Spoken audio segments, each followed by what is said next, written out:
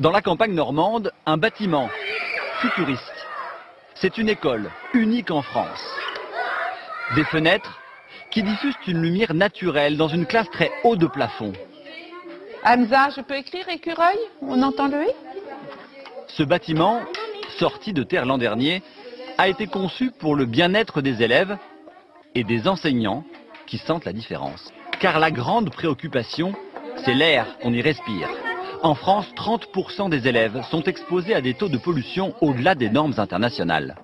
Des données que cette spécialiste est venue mesurer.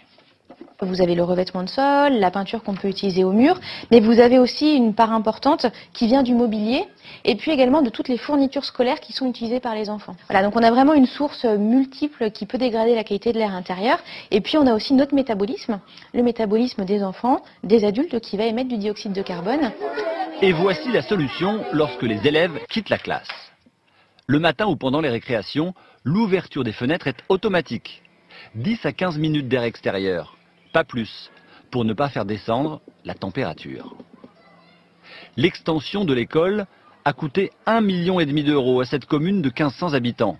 La mairie et les enseignants n'ont pas immédiatement adhéré à ce projet novateur, mais le résultat fait aujourd'hui l'unanimité. C'est assez gai, il y a différentes couleurs, les enfants sont très heureux de passer leur journée dans ce nouveau bâtiment.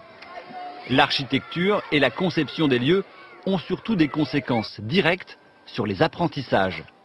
Chiffres à l'appui. Quand on a l'ouverture automatique des fenêtres de toit, on voit une diminution vraiment très nette de la concentration en CO2. Alors quand on a des concentrations élevées en dioxyde de carbone, on a beaucoup d'études et des études internationales qui nous montrent qu'on a une diminution de la concentration des enfants. Et donc une diminution de la concentration, ça veut dire aussi une diminution des performances scolaires. Et les études montrent que ça a vraiment un impact aussi, notamment sur le calcul mental. L'école de Marseille-les-Grèves est en avance. À partir du 1er janvier 2018, les 52 000 écoles françaises auront l'obligation de prendre en compte la qualité de l'air de leur classe et de leur préau.